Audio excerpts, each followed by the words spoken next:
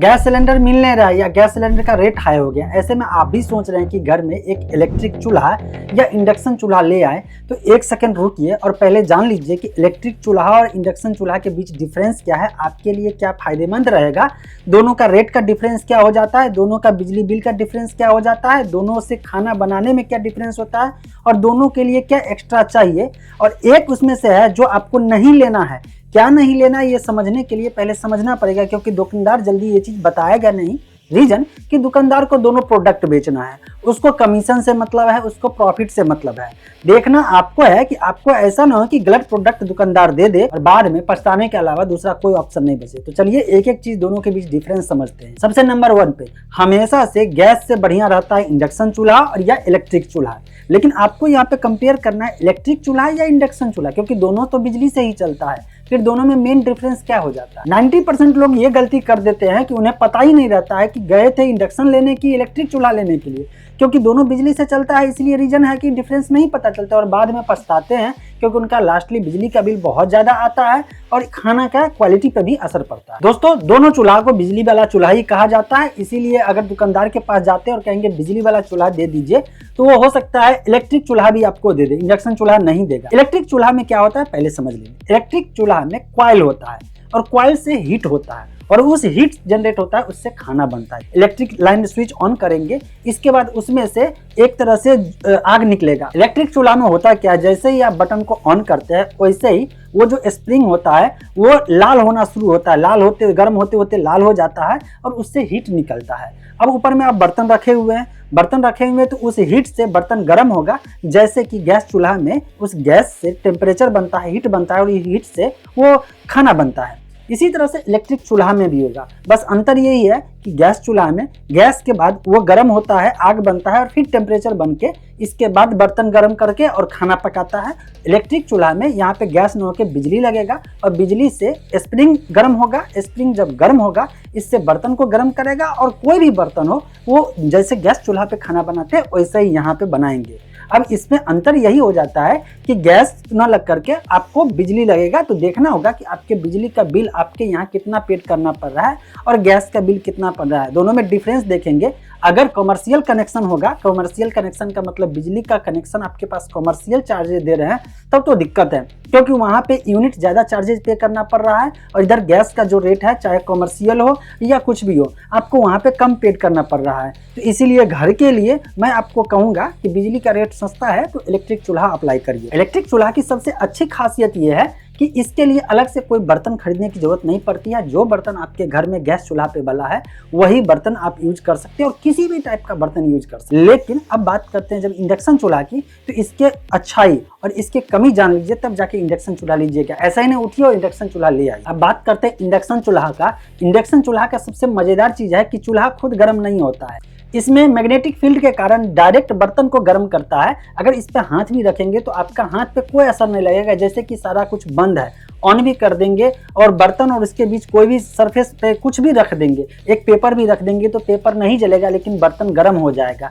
अगर magnetic field के कारण हो रहा है तो यहाँ पे क्या है कि आग तो बना नहीं है, तो इंडक्शन चूल्हा और बर्तन के बीच में अगर एक सिंपल पतला पेपर भी रख देते हैं तो पेपर को कुछ भी नहीं होगा। इसका मतलब यहाँ पे आग नहीं हुआ तो सेफ्टी हो गया कि जलने का झंझट खत्म हो जाता है। इंडक्शन चूल्हा देखने में स्मार्ट लगता है, मॉडर्न लगता है, लेकिन इसके एक नेगेटिव साइड है जो जानना जरूरी है। इंडक्शन चूल्हा का सबसे ज्यादा जो नेगेटिव देखने को मिलता है वो है इसका बर्तन। इसके नखरे ज्यादा है। इंडक्शन चूल्हा के लिए अलग टाइप के आपको बर्तन चाहिए। हालांकि अभी जो मॉडर्न इंडक्शन चूल्हा जो आ रहा है, लेटेस्ट इंडक्शन चूल्हा जो आ रहा है, अब दोनों टाइप के बर्तन को सिर्फ फ्लैट सरफेस होना चाहिए, किसी भी टाइप का होना चाहिए, कोई भी बर्तन हो तो वो काम कर जाता है। लेकिन पहले वाले इंडक्शन चूल्हा में आपको देखना पड़ता था कि जो बर्तन आप ले रहे हैं वो इंडक्शन चूल्हा के लिए है या नहीं है।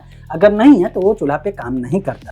इलेक्ट्रिक चूल्हा, बिजली वाले चूल्हे का फायदा ये है कि इस चूल्हे पे कोई भी बर्तन रख सकते हैं, यहाँ तक कि मिट्टी का बर्तन भी रख करके जो बनाना है बना सकते हैं, क्योंकि यहाँ पे स्प्रिंग टेम्परेचर बनाता है और आग की तरह बनाता है, यहाँ पे हीट करता है जिससे कि आसपास के इन्वायरमेंट हीट हो जाता है और बर्तन हीट होता है, जिसके बाद आपका खाना पकता है। इलेक्ट्रिक चूल्हा पे आप बैगन को भून सकते हैं, किसी भी चीज़ को भून सकते हैं, जैसे आग पे भूनते हैं उस तरह से। यहाँ पे लिट्टी को सेक सकते हैं, सेकने के साथ साथ जो भी काम है मतलब हर काम कर सकते हैं। लेकिन इलेक्ट्रिक के साथ अगर देखेंगे इंडक्शन चूल्हा पे तो इसमें लिमिटेशन है। आप इस तरह से भून नहीं सकते हैं, रोटी को सेक नहीं सकते हैं। इंडक्शन चूल्हा पे रोटी बनाने के लिए आपको देखना पड़ेगा कि जो उस पे है, जो बर्तन है इंडक्शन वाला, उस पे आपको प्रेशर डाल के बनाना पड़ेगा। लेकिन इलेक्ट्रिक चूल्हा का झंझट ये नहीं है, इलेक्ट्रिक चूल्हा इस मामले में जीत जाता है। इंडक्शन चूल्हा जीतता किस मामले में? सेफ्टी के मामले में, पहला। दूसरा, बिजली बिल बचाता है इंडक्शन चूल्हा, इलेक्ट्रिक चूल्हा नहीं बचाता है, उतना ज़्यादा नहीं बचाएंगे। क्यों? समझिए।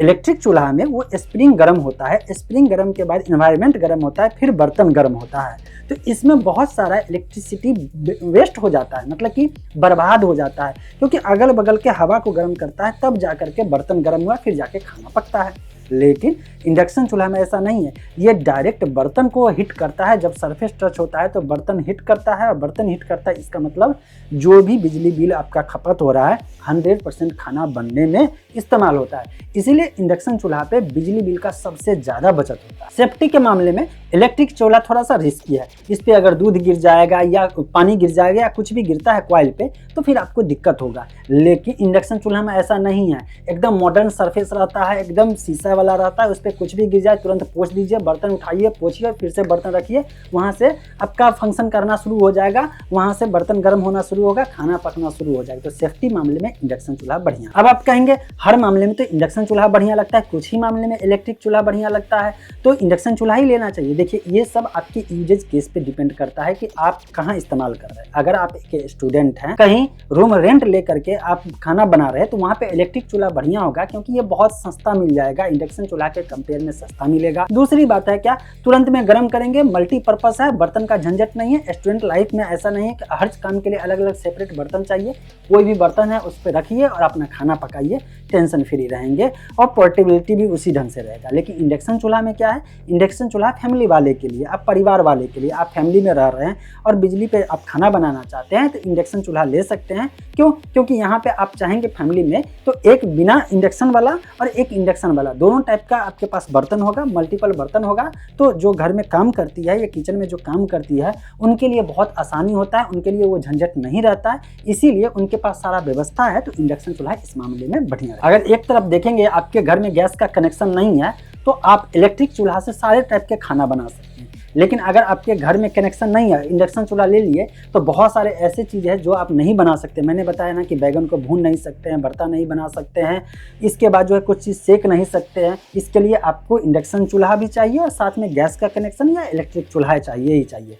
अब यूज केसेस देख लीजिए, इसके अनुसार से आप खरीद सकते हैं। फिलहाल मैं तो यही कहूँगा कि इंडक्शन चूल्हा आप लीजिए अगर आप फैमिली में हैं तो। आपके लिए सबसे ज़्यादा इंपॉर्टेंट अभी है कि आपके पास गैस सिलेंडर ख़त्म हो गया है, सिलेंडर आपको मिल नहीं रहा है। ऐसे में फिलहाल मेंटेन करने के लिए कुछ दिन जब तक क्राइसिस दिख रहा है, क्योंकि क्राइसिस है नहीं, क्राइसिस बनाया गया है। अब ऐसे में अगर आपके पास ख़त्म हो गया और जो ऑर्डर लगाए हैं डिलीवरी डेट दूर है, तो इंडक्शन चूल्हा से काम चला सकते हैं। भविष्य में आपको फ़ायदा ही देगा, नुकसान कुछ भी नहीं देगा। बाकी इंडक्शन चूल्हा का एक रिव्यू मैं दूसरे वीडियो में दिया हूँ, बहुत लोग उसे पसंद किए हैं, उसका लिंक डिस्क्रिप्शन में दे देता हूँ।